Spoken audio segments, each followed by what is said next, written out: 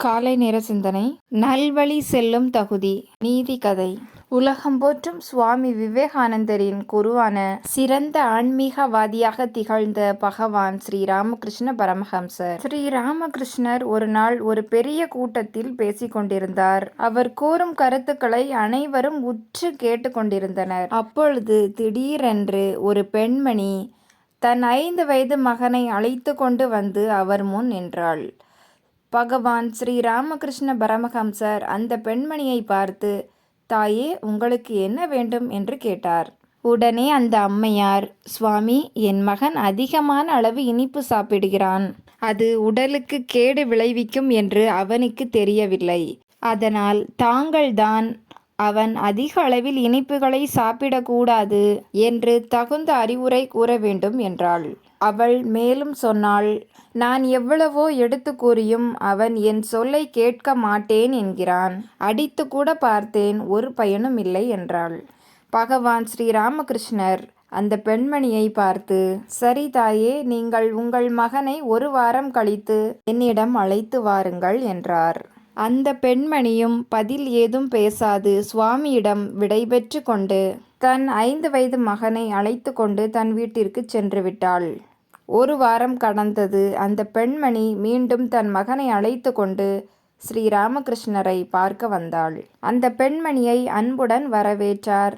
பிறகு அவளுடைய மகனை பார்த்து, தம்பி, இனிப்புகள் அதிகம் சாப்பிடுகிறாயாமே, அவ்வாறு அதிகம் சாப்பிடக்கூடாது.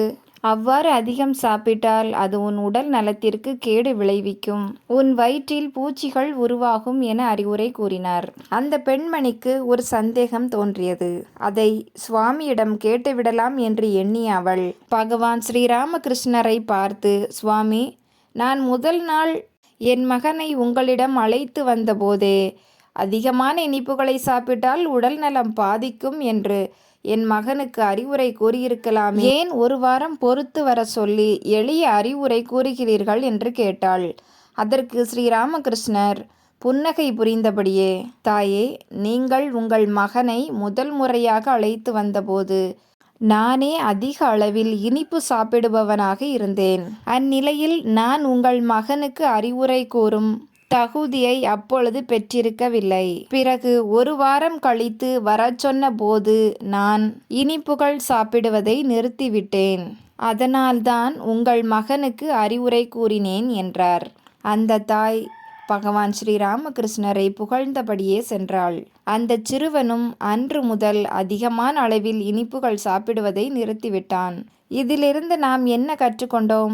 எதற்குமே ஒரு தகுதி வேண்டும். பிறருக்கு அறிவுரை கூறுவதற்கு முன்பு நாம் நல்வழியில் நடக்கிறோமா என்று தெரிந்து கொள்ள வேண்டும். நாம் தவறான வழியில் நடந்து கொண்டு மற்றவர்களை நல்வழியில் செல்ல வேண்டும் என்று அறிவுரை செய்வது தவறான செயலும் ஓர் அர்த்தமற்ற செயலும் கூட. ஆகவே நல்வழியில் செல்ல முதலில் நம்மை நாம் மாற்றியமைப்போம். முகமலர்ச்சியோடும் நம்பிக்கையுடனும் எழுந்து புதிய நாளை துவங்க இறைவன் அருள் புரியட்டும். நல்லதே நினைப்போம், நல்லதே நடக்கும். நல்ல எண்ணங்களுடன் இன்றைய நாளை தொடங்குவோம்.